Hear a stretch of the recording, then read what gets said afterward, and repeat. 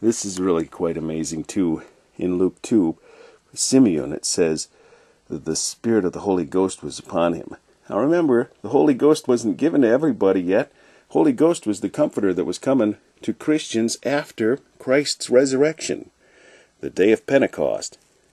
But there were, of course, those who had the Holy Ghost upon them, and Simeon was one of them. You remember it also came upon Zacharias.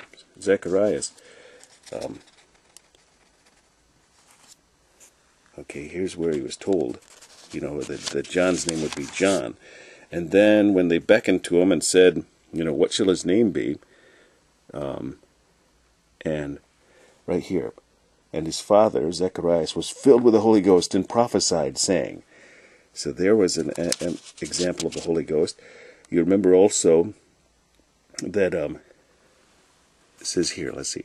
And it came to pass that when Elizabeth heard the salutation of Mary, that the babe leaped in her womb, and Elizabeth was filled with the Holy Ghost. So, this is so cool,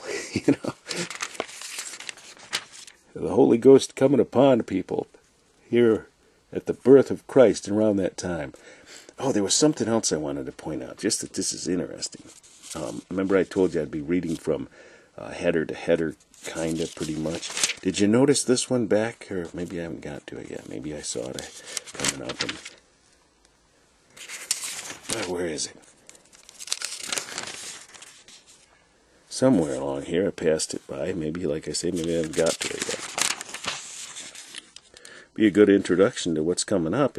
Oh yeah, it is coming up. I haven't got there yet. So next we're going to be hitting the birth of the wise men. But check this out. Down here.